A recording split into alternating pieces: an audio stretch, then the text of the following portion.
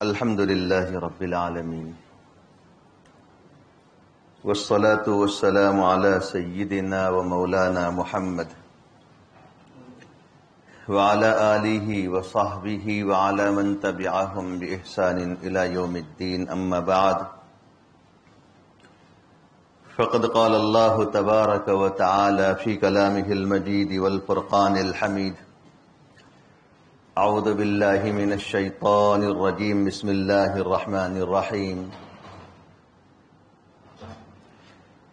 الذين ينفقون أموالهم بالليل والنهار سرا وعلانية فلهم أجرهم عند ربهم ولا خوف عليهم ولا هم يحزنون. الذين يأكلون الربا لا يقومون إلا كما يقوم الذي يتخبطه الشيطان من المس، ذلك بأنهم قالوا إنما البيع مثل الربا وأحل الله البيع وحرم الربا، فمن جاءه موعظة من ربه فانتهى فله ما سلف وأمره إلى الله ومن عاد فأولئك أصحاب النار هم فيها خالدون. يمحق الله الربا ويربي الصدقات والله لا يحب كل كفار أثيم. صدق الله العظيم.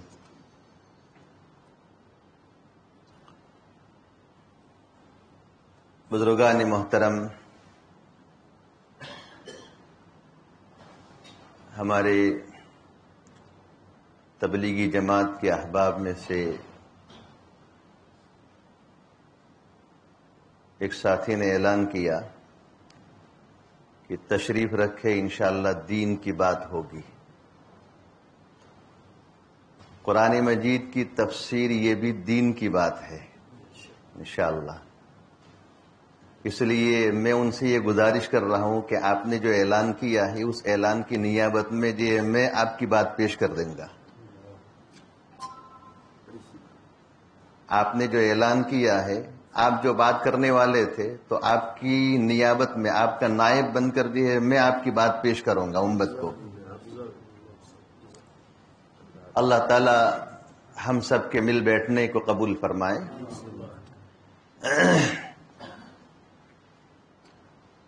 بزرگوں اور بھائیوں،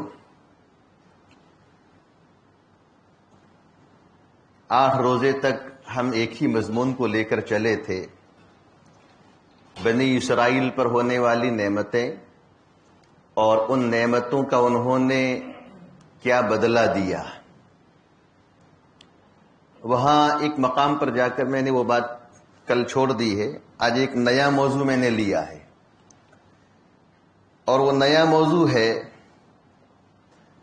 کہ اللہ تبارک و تعالی نے ہمیں جن نعمتوں سے سرفراز فرمایا ہے، ان نعمتوں میں سے ایک عظیم نعمت مال بھی ہے.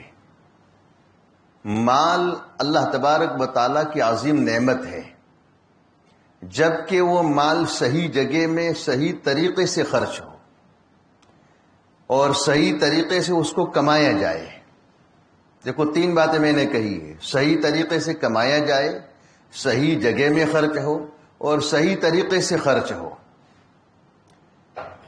اور مال کمانے کا طریقہ غلط ہو، اس کا مصرف اور خرچ کرنے کی جگہ غلط ہو، طریقہ غلط ہو، تو پھر اس کا انجام برا ہوگا. پہلے کے لیے انجام اچھا ہوگا، دوسرے کے لیے انجام برا ہے. اللہ تبارک و تعالیٰ نے ان پہلی آیات میں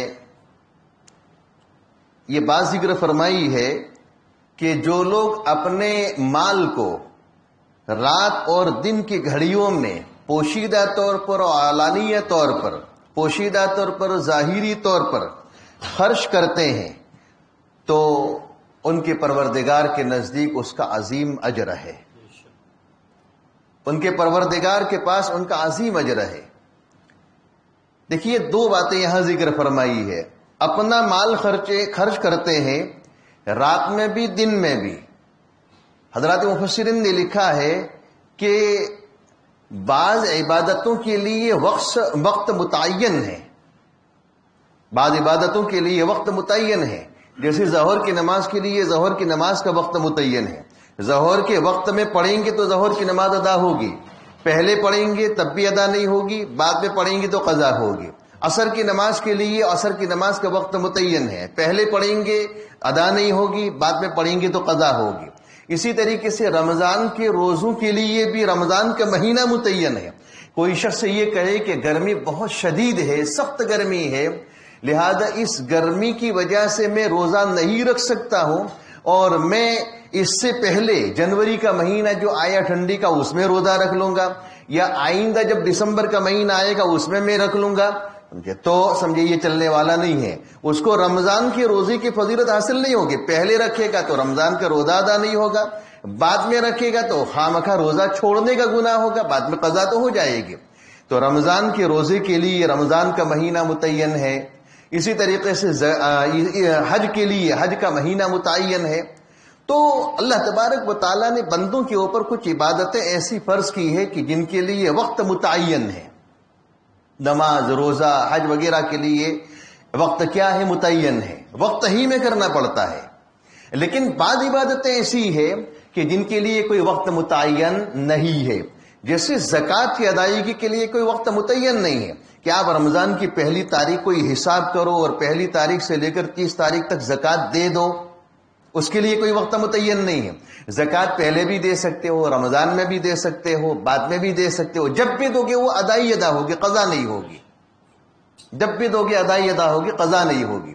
صدقہ فطر کے لیے کوئی وقت متعین نہیں ہے، ہاں یہ ہے کہ صبح صادق، عید الفطر کی صبح صادق، اس کا جو یہ کیا ہے سمجھے وقت شروع ہوتا ہے، لیکن کوئی شخص اگر پہلے ادا کرنا چاہے تو پہلے بھی ادا کر سکتا ہے، عید کے بعد اگر ادا کرنا چاہے تو عید کے بعد بھی ادا کر سکتا ہے۔ اسی طریقے سے ان عبادتوں میں سے ایک عبادت مال کو اللہ کے راستے میں خرچ کرنا، مال کو اللہ کے راستے میں خرچ کرنا۔ مال خرچ کرنے کے لیے کوئی وقت متعین نہیں ہے۔ اللہ تبارک و تعالیٰ فرماتے ہیں کہ رات میں ضرورت پڑی تو رات میں بھی مال خرچ کرتے ہیں، دن میں ضرورت پڑی تو دن میں بھی خرچ کرتے ہیں، پوشیدہ طور پر اگر مال دینے کی ضرورت پیش آئی تو پوشیدہ طور پر مال دیتے ہیں، علانیہ طور پر ظاہری طور پر مال خرچ کرنے کی ضرورت پیش آئی تو وہاں بھی مال خرچ کرتے ہیں۔ اللہ کی اس دی ہوئی نعمت کو اللہ کے راستے میں صحیح خرچ کرتے ہیں۔ حضرات مفسرین نے لکھا ہے کہ بعض مقامات پر مال کو ظاہری طور پر بالکل برملا ظاہری طور پر خرچ کرنا افضل ہے، بالکل سمجھے، سب کے سامنے دے مال، سب کے سامنے دے۔ اور وہ کون سا ہے؟ جیسے واجب صدقات، واجب صدقہ، واجب صدقات میں زکوٰۃ ہے، صدقہ فطر ہے، کفارہ ہے، روزے کا فدیہ ہے، یہ واجب صدقات ہے۔ تو واجب صدقات بالکل اوپن، ظاہری طور پر سب کے سامنے دینا چاہیے۔ اس کا فائدہ کیا ہوگا؟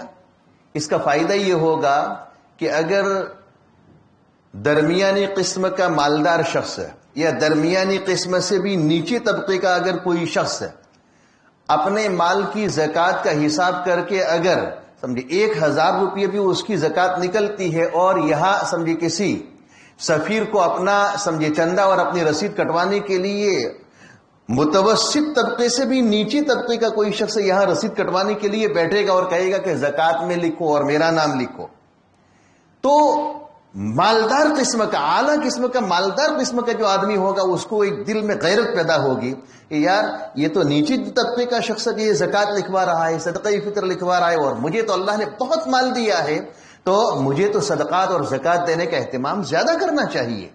تو اس کو دیکھ کر جو ہے اس مالدار کو جو زکوٰۃ نہیں نکالتا ہے یا یہ کہ جو صدقہ فطر ادا نہیں کرتا ہے، اس کو اپنے واجب صدقات کے ادا کرنے کی ترغیب ہوگی، شوق ہوگا۔ اس لیے واجب صدقات کو بالکل علانیہ، پوشیدہ طور پر نہ دے، علانیہ ظاہری طور پر سب کے سامنے دے، اور اس میں کوئی ریاکاری نہیں ہوگی، اس میں کوئی یہ فرض ہے۔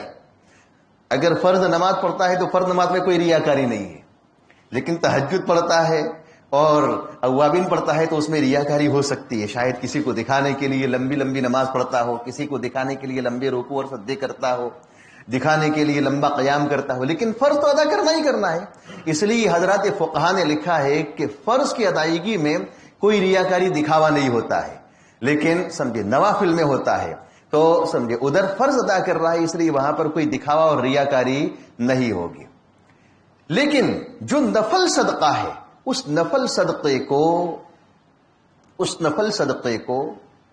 پوشیدہ طور پر دینا چاہیے، اس لیے کہ نفل صدقہ ادا کرتے وقت آدمی کا دل اس کو ابھارتا ہے، وہاں ریاکاری ہوتی ہے، وہاں دکھاوا ہوتا ہے، اس لیے نفل صدقے کو ادا کرتے وقت اس کو بالکل چپکے سے دینا چاہیے، داہنے ہاتھ نے کیا دیا بائیں ہاتھ کو بھی پتہ نہ چلے، ایسا پوشیدہ طور پر اخلاص کے ساتھ، دکھاوا نہ ہو۔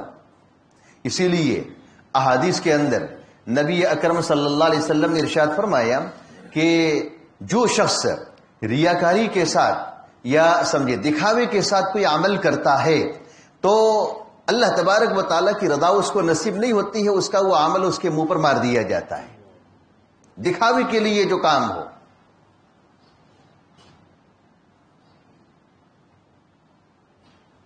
تو یہ دو چیزیں ہیں، واجب صدقات علانیہ طور پر دے، سب کے سامنے دے، اور نوافل جو صدقات ہے، نفل صدقات ہے، اس کو کیا کرے پوشیدہ طور پر دے۔ یہ آیت کریمہ بعض حضرات مفسرین نے یہ فرمایا کہ حضرت ابوبکر صدیق رضی اللہ تعالیٰ عنہ کے بارے میں نازل ہوئی تھی۔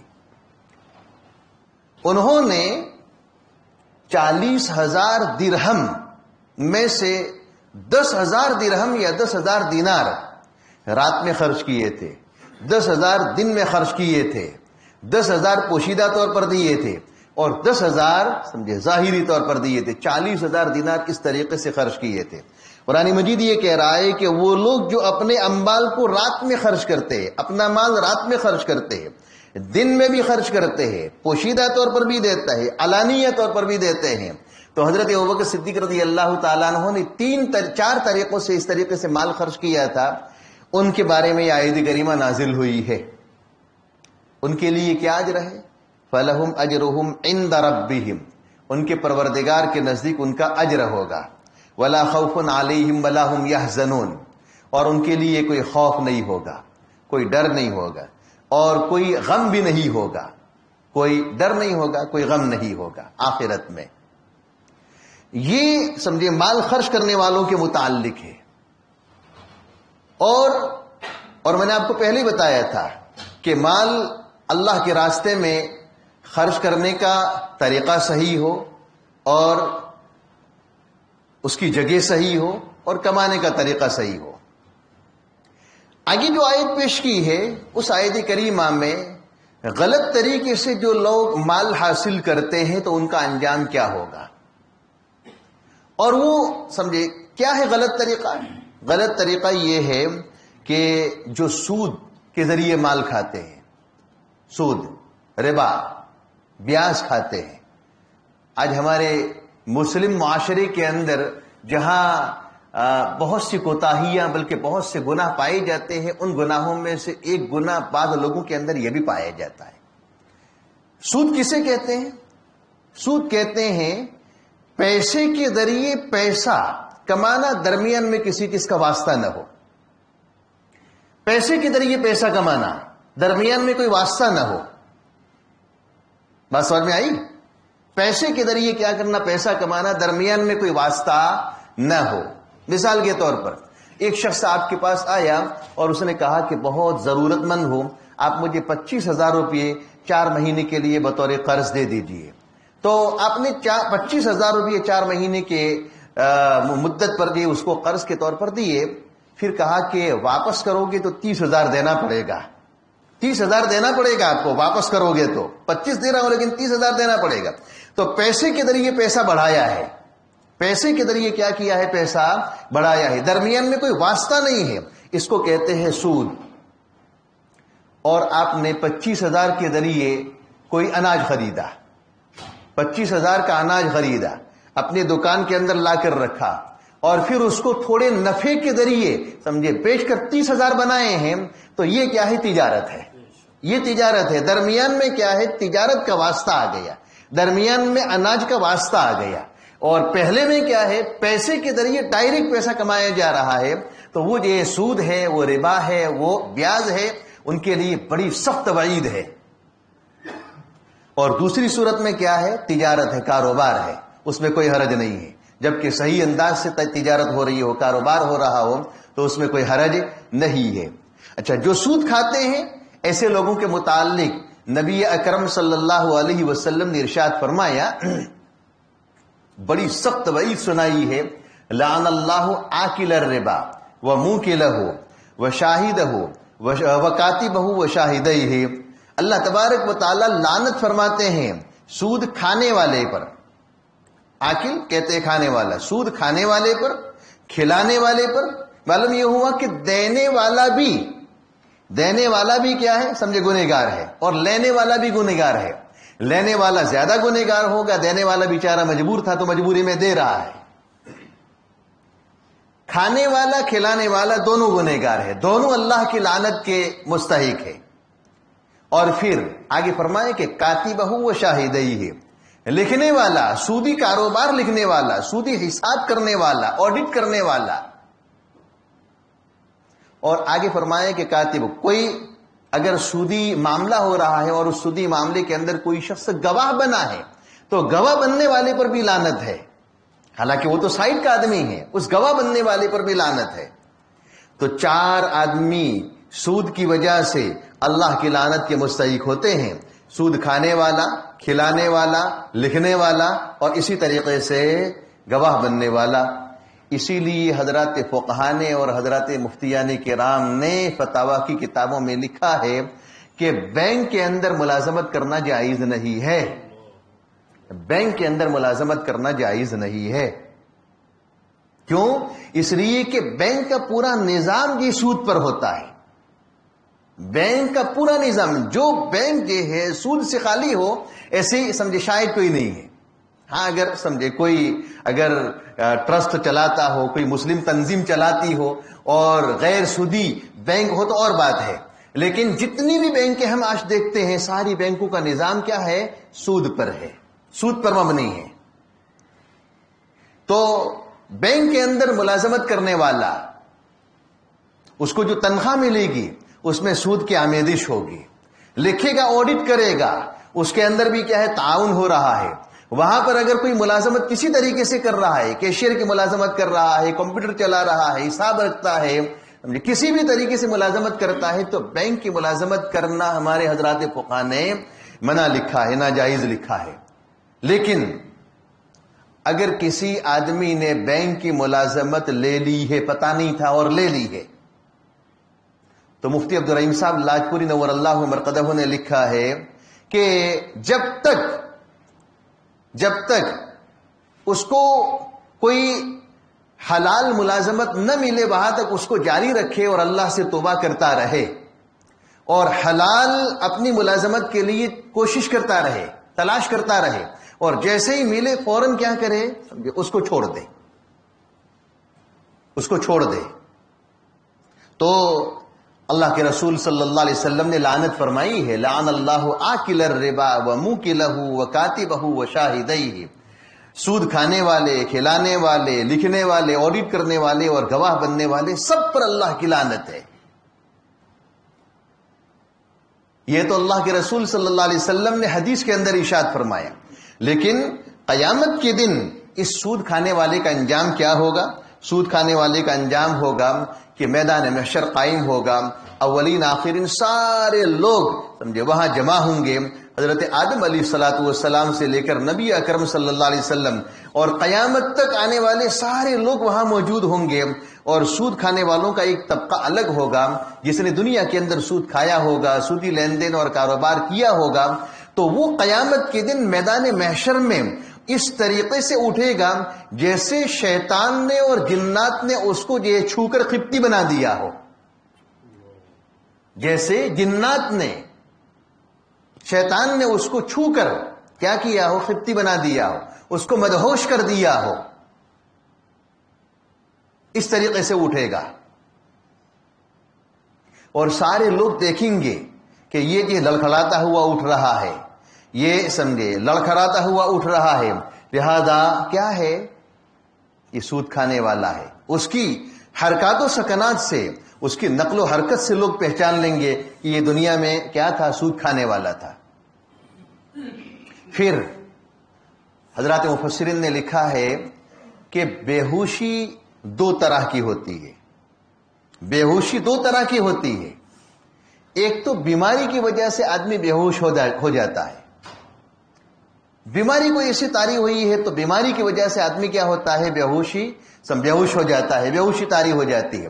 بیماری کی وجہ سے اگر کسی آدمی پر بیہوشی طاری ہو تو اس بیہوشی کی وجہ سے اس کو تکلیف نہیں ہوتی ہے. لکھا ہے بیماری کی وجہ سے اگر کسی پر بیہوشی طاری ہو تو وہ پڑا رہتا ہے. کوئی کوما میں ہوتا ہے، دیکھو کوئی کوما میں ہوتا ہے، بالکل یہ کیا ہے سمجھے، کوئی تکلیف ہو ذرہ برابر، اس کو کچھ بھی کرو سمجھے کچھ نہیں ہوتا ہے. کوما میں ہوتا ہے، بالکل بیہوش ہوتا ہے، بیماری کی وجہ سے مدہوش ہو گیا ہے، اس کو کچھ نہیں ہوتا ہے، کوئی تکلیف نہیں ہوتی ہے. لیکن جس کو جنات اور سمجھے شیطان لگ گیا ہو، جنات لگ گیا ہو، آسیب لگ گیا ہو، اور آسیب کی وجہ سے وہ کبھی بیہوش ہو جاتا ہے، چلتے چلتے گر جاتا ہے اور تڑپتا ہے، اس طریقے سے حرکت کرتا ہے، تو اس بیہوشی کی وجہ سے اس کو تکلیف ہوتی ہے. اول پھل بکتا ہے، وہ اپنے ماں باپ کو بھی گالیاں بولتا ہے، اپنے پہچان والے کو بھی گالیاں بولتا ہے. اس بیہوشی کی وجہ سے اس کو تکلیف ہوتی ہے. بیماری کی وجہ سے جو بیہوشی ہوتی ہے اس میں تکلیف نہیں ہوتی ہے، اور شیطان کے اور جنات کے مس کی وجہ سے، چھونے کی وجہ سے، آسیبی شکایت کی وجہ سے جس آدمی پر بیہوشی طاری ہوتی ہے تو کیا ہوتا ہے؟ اس کو تکلیف ہوتی ہے. اللہ تبارک و تعالیٰ یہ فرماتے ہیں کہ قیامت کے دن میدان محشر میں یہ سود کھانے والے ایسے اٹھیں گے جیسے شیطان نے اور جنات نے ان کو مس کر دیا ہو، مس کر کے ان کو خپتی بنا دیا ہو، مدہوش کر دیا ہو. اس طریقے سے اٹھیں گے اور اس میں ان کو ایک سزا ہوگی، ایک تکلیف ہوگی. سارے لوگ بھی ان کو پہچانیں گے. دیکھیے الذین یأکلون الربا لا یقومون الا کما یقوم الذی یتخبطہ الشیطان من المس. وہ لوگ کہ جو سود کھاتے ہیں وہ نہیں اٹھیں گے قیامت کے دن مگر اس شخص کے طرح جو سمجھے اٹھتا ہو جس کو شیطان نے مس کی وجہ سے خپتی بنا دیا ہو، چھو کر خپتی بنا دیا ہو، اس طریقے سے اٹھے گا. آج سود کو لوگ معمولی سمجھتے ہیں. حضرت مفتی شفیع صاحب رحمۃ اللہ علیہ نے لکھا ہے کہ پوری عالمی منڈی، پوری دنیا کی منڈی، پوری دنیا کی معیشت آج سے کئی سال پہلے مفتی صاحب نے لکھا ہے، اور آج تو ہم دیکھتے ہیں کہ پوری دنیا کی معیشت جو گرتی ہے اس کے گرنے کی کئی وجوہات ہوتی ہے. ان وجوہات میں سے ایک اہم وجہ جو ہے ملک کا سودی کاروبار کے اندر اور سودی قرضوں کے اندر مبتلا ہو جانا. یہ ایک بہت بڑی مصیبت ہے. ہمارا ایک پڑوسی ملک ہے، جانتے ہو کون سا؟ یہ پڑوسی ملک نہیں، ادھر میں اشارہ کر رہا ہوں، سری لنکا. سری لنکا کے حالات اس وقت اتنے بحران کے شکار ہے کہ آدمی تصور نہیں کر سکتا ہے. میرا ارادہ تھا کہ رمضان کے بعد سری لنکا کا میں سفر کروں. ہمارے کچھ دوست احباب تھے، وہ نظام بنا رہے تھے، تو میں نے موبائل میں فلائٹ سرچ کرنے کی کوشش کی کہ بھی ممبئی سے ہمیں سمجھے کولمبو جانا ہے، وہاں کی دارالحکومت کولمبو ہے، کولمبو جانا ہے. تو میں ممبئی سے دیکھ رہا ہوں نو اویلیبل فلائٹ، دلی سے کر رہا ہوں، چنئی سے کر رہا ہوں، کلکتہ سے کر رہا ہوں، سب جگہ سے جو ہے نو اویلیبل فلائٹ آ رہا ہے، یعنی فلائٹ نہیں ہے. میں سوچ رہا تھا کہ بھئی ایک اتنا بڑا ملک ہے اور اتنے بڑے ملک سے وہاں فلائٹ نہیں جاتے ہوں گی، کیا لوگ پیدل جاتے ہوں گے؟ تو میں نے وہ ہمارے شاگرد ہیں ان سے میں نے رابطہ کیا، میں نے کہا کہ ذرا دیکھو یار، میں یہاں سرچ کر رہا ہوں اور فلائٹ بتاتا نہیں ہے، کیا بات ہے؟ تو انہوں نے کہا کہ مفتی صاحب میں تحقیق کر کے بتاتا ہوں. تحقیق انہوں نے کی، تھوڑی دیر کے بعد ان کا فون آیا، مجھے بتایا انہوں نے کہ مفتی صاحب ہندوستان سے جو ہے کوئی فلائٹ سری لنکا اور کولمبو جاتی ہی نہیں ہے. وہاں کی معیشت اور وہاں کا کاروبار اور وہاں کی جی ڈی پی جو ہے اتنی گر گئی ہے کہ لوگوں کے پاس پیسہ نہیں ہے سفر کرنے کے لیے، فلائٹیں بند ہو گئی ہے. آپ کو بتاؤں، آپ کو حیرانگی ہوگی، ایک کپ چائے 200 روپئے ایک کپ چائے، 200 روپئے سمجھے کپ ایک چائے، 1 من گیہوں اور 1 من چاول 2000 روپئے کلو، 1 لیٹر دودھ 200 روپئے. اس طریقے سے ایک لمبی فہرست آئی تھی،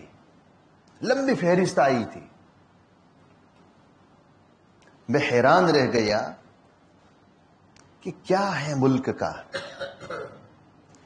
تو ملک کی معیشت جو گرتی ہے، ملک کا جو مطلب جو کاروباری نظام ہے جو گرتا ہے اور مہنگائی بڑھتی ہے، تو اس کی وجوہات میں سے ایک اہم وجہ ملک کا سودی کاروبار کے اندر مبتلا ہونا. پھر فیصد بتایا تھا کہ سری لنکا اور کولمبو سودی قرض کے اندر کتنی مبتلا ہے؟ 95 یا 98% بتایا گیا تھا. 95 یا 98% دوسرے ملکوں کے سودی قرض کے اندر مبتلا ہے. آپ کو بتاؤں، آپ کو تعجب ہوگا. پھر ہمارے ملک کا دیا تھا کہ ہمارا ملک اس وقت 83% غیر ملکی دوسرے ملکوں کے سودی قرض کے اندر مبتلا ہے. یعنی تقریباً یہ کیا ہے، کچھ 13 یا 15% یہ پیچھے ہے سری لنکا سے. اگر وہاں تک پہنچ گیا تو ہمارے ملک کا بھی حال ویسا ہی ہوگا جیسا یہ ہے کیا ہے وہاں کا ہے. اللہ تعالی ہم سب کی حفاظت فرمائے. سودی کاروبار، سود آدمی سمجھے معمولی سمجھتا ہے. سود کے متعلق حضرات علماء نے لکھا ہے کہ سود گھن کا کیڑا ہے. جیسے لکڑی کو وہ کیڑا لگتا ہے اور اسی طریقے سے اناج کے اندر وہ کیڑا جو سمجھے لگ جاتا ہے، ساری لکڑی کو اور سارے اناج کو بالکل کھوکھلا کر دیتا ہے. اس طریقے سے یہ سودی نظام اور سودی کاروبار جو ہے پوری معیشت کو تباہ کر دیتا ہے. معمولی چیز نہیں ہے. اس کی سنگینی کا پتہ چلتا ہے کہ اللہ تبارک و تعالیٰ نے قرآن مجید کے اندر اس کا ذکر کیا ہے. اس کی سنگینی کا پتہ چلتا ہے کہ نبی اکرم صلی اللہ علیہ وسلم نے ارشاد فرمایا کہ اللہ تبارک و تعالیٰ سود کھانے، کھلانے والے، لکھنے والے اور گواہ بننے والے سب پر لعنت فرماتے ہیں. اس سے سنگینی کا پتہ چلتا ہے کہ کتنا سنگین معاملہ ہے سودی معاملہ.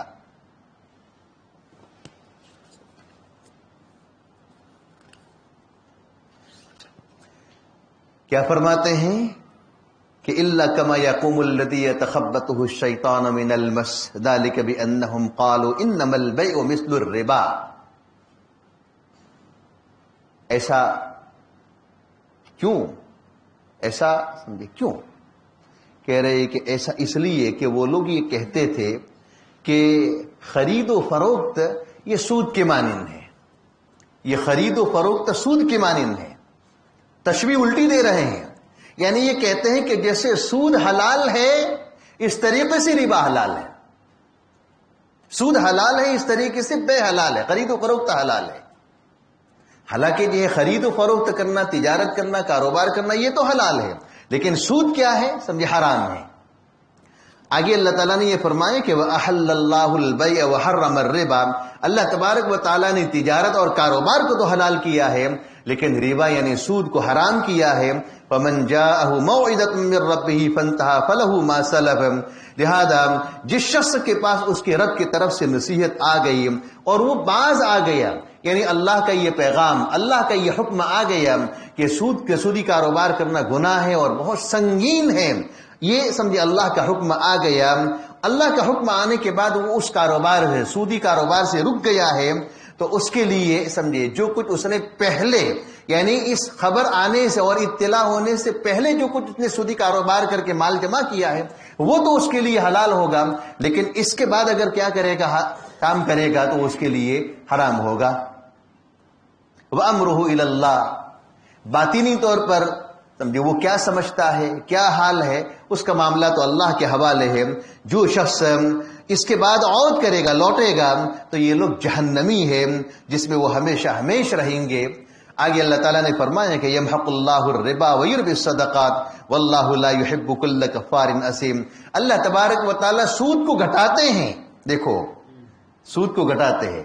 ظاہری طور پر ایک آدمی سودی کاروبار کرتا ہے تو 25,000 روپئے دیے تھے بطور قرض کسی کو، اور اس نے پھر 4 مہینے کے بعد سامنے والے کے پاس سے 30,000 روپئے لیے ہیں، تو ظاہری طور پر یہ 25,000 روپئے 30,000 بن کر آئے ہیں، 30,000 بن کر آئے ہیں۔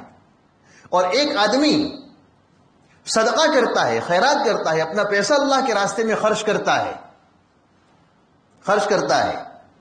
تو ظاہری طور پر اس کی جیب سے پیسہ نکلتا ہے اور کم ہوتا ہے، تو آدمی کیا سمجھتا ہے کہ سودی کاروبار کی وجہ سے پیسہ بڑھا ہے اور صدقہ کرنے کی وجہ سے پیسہ کیا ہوا، گھٹا ہے۔ اللہ تبارک و تعالیٰ یہ فرماتے ہیں کہ یمحق اللہ الربا، اللہ تبارک و تعالیٰ سود کو گھٹاتے ہیں۔ آپ کو ظاہری طور پر چاہے ابھی کتنا ہی بڑھتا ہوا نظر آئے، لیکن ایک وقت آئے گا، وہ وقت ایسا آئے گا کہ سارا دیوالیہ نکل جائے گا۔ آدمی سمجھے اپنی پراپرٹی بڑھانے کے لیے سودی کاروبار کے اندر ایسا پھنستا ہے کہ پھر آدمی کو اپنی ساری پراپرٹی بیچ کر بھی چین اور سکون نصیب نہیں ہوتا ہے، قرض ادا نہیں ہو پاتے ہیں، بینکوں کے وہ قرض باقی رہتے ہیں۔ یمحق اللہ الربا، اللہ تبارک و تعالی ربا کو گھٹاتے ہیں، ویربی الصدقات، اور صدقات کو بڑھاتے ہیں۔ ظاہری طور پر صدقہ کرنے کی وجہ سے مال کم ہوتا ہوا نظر آتا ہے، لیکن حقیقت میں کیا ہے، مال بڑھتا ہے۔ اسی لیے جو لوگ صحیح معنی میں اپنے مال کی حساب کر کے زکوٰۃ نکالنے کا اہتمام کرتے ہیں تو سمجھے اللہ تبارک و تعالیٰ ایسے لوگوں کے مال کے اندر، کاروبار کے اندر برکت عطا فرماتے ہیں، اور ایسے لوگوں کا مال پھر کسی بڑی مصیبت کی زد کے اندر آنے سے بچ جاتا ہے۔ حضرت شیخ المشائخ مولانا محمد زکریا صاحب نور اللہ مرقدہ کے سمجھی کہ آپ بیتی میں یا کسی اور جگہ لکھا ہوا ہے کہ جب آدمی اپنے مال کے حساب کر کے زکوٰۃ نکالتا ہے تو زکوٰۃ پھر اللہ کے حرز میں اور اللہ کے پناہ میں آ جاتا ہے، پھر وہ مال سمجھے ہلاک نہیں ہوتا ہے۔ ایک واقعہ لکھا ہے کہ لمبا چوڑا واقعی انشاءاللہ کبھی اس کو ذکر کریں گے، وقت پورا ہو رہا ہے، تو بہرحال میں تو عرض کر رہا تھا کہ اس طریقے سے اگر کوئی شخص اللہ کے راستے میں اپنے مال کا حساب کر کے صحیح معنی میں زکوٰۃ نکالنے کا اہتمام کرتا ہے تو اس کا مال اللہ کی حفاظت میں آ جاتا ہے۔ صدقہ کرنے کی وجہ سے مال چاہے کم ہوتا ہوا نظر آوے، لیکن اللہ کے وہاں وہ مال بڑھتا ہے۔ اسی لیے ہم نے دیکھا ہوگا کہ سودی کاروبار جو سمجھے کرتے ہیں تو وہ ہر وقت ٹینشنوں میں رہتے ہیں، اور سودی کاروبار کرنے والے کو کسی طرح کا چین اور سکون نصیب نہیں ہوتا ہے۔ اور کوئی شخص اگر حلال طریقے سے اپنی دکان کھول کر بیٹھا ہے اور اپنی دکان کے اندر حلال طریقے سے تجارت کرتا ہے، کاروبار کرتا ہے، تو اس کو ایک چین نصیب ہوتا ہے، شام کو سمجھے سکون اور راحت کے ساتھ اپنے گھر آ کر سوتا ہے، کوئی ٹینشن نہیں ہوتا ہے، اور ایسا شخص اللہ کے یہاں محبوب ہوتا ہے۔ اللہ تبارک و تعالی ہمیں سودی کاروبار کی سنگینی کے سمجھنے کی توفیق عطا فرمائے، اس سے ہم سب کی حفاظت فرمائے۔ وآخر دعوانا ان الحمد للہ رب العالمین۔